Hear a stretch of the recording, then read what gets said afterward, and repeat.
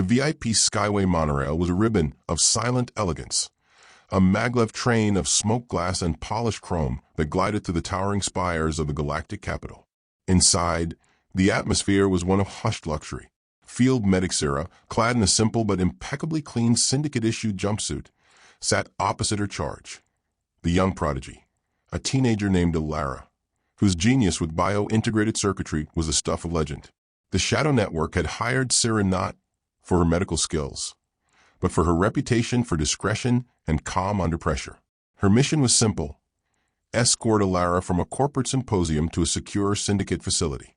The Prodigy, wide-eyed and trusting, saw Sira as a protector, a guardian angel in a chaotic galaxy. As the monorail sped through the city's canyons, Sira's calm, a discreet device in her ear, chirped. It was a coded message from her support, a Syndicate data slicer named Kale, who was tracking the train systems from a remote location. "Medic, we have a complication." Kale's voice was a low, urgent whisper. "The client's corporate rivals have flagged the train's ID. They've got a security detail on an intercept course. They're planning a forced stop at the Argus Spire station in 3 minutes. It's an ambush." Sira's expression didn't change, but her mind raced. A direct confrontation was out of the question.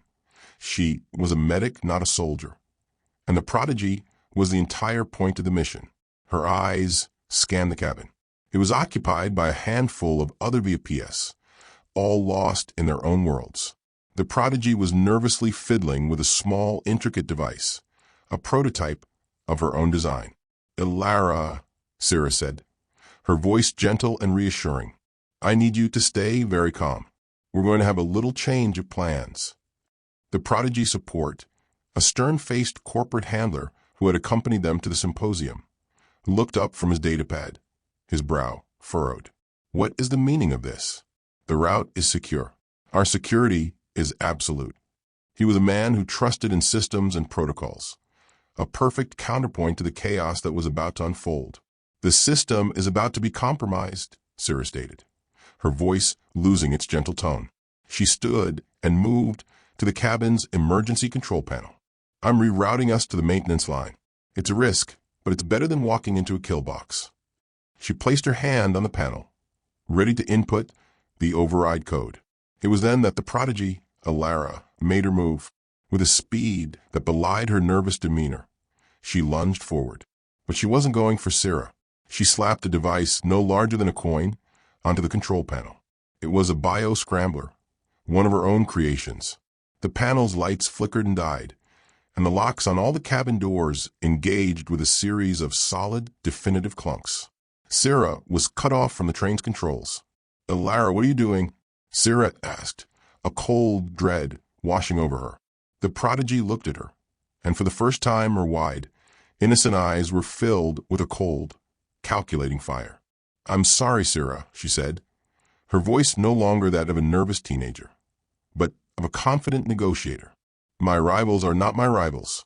They are my buyers. The Shadow Network's offer was good, but the Ascendant Cult's offer, it's better. They don't just want my designs, they want to become them." She tapped a command into her personal datapad. The bio-scrambler on the door pulsed and the magnetic locks disengaged, but only for her cabin door. The corporate handler sputtered in outrage. "This is a breach of contract. You're a traitor to your own genius." He was irrelevant, a ghost in a machine he no longer controlled. Sira stood frozen, her hand still on the dead control panel. She had been played.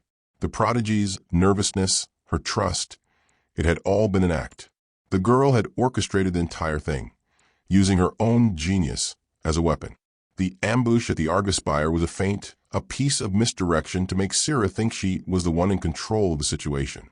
The real betrayal had been happening right in front of her. The monorail began to slow, but not at a station. It was coasting to a halt on a stretch of track between spires, a prearranged dead zone. As the train stopped, a sleek, unmarked dropship descended from the sky, its boarding ramp extending to the train's windows. The Prodigy gave Sira one last, almost pitying look. "You were a good medic," she said, before turning and walking out the open door into the waiting ship. The corporate handler could only stare in impotent fury. Sira was left alone in the locked cabin, the train dead in the water, her mission a complete and catastrophic failure. She had trusted in the innocence of her charge, and that trust had been the very tool used to betray her. As the dropship soared away into the city's neon glow, Sira's calm crackled again. It was Kale. Medic, what's your status? We lost your feed. The Prodigy's tracker is offline. Sira looked out the window at the empty sky. The mission is compromised, she said, her voice hollow. The asset is gone.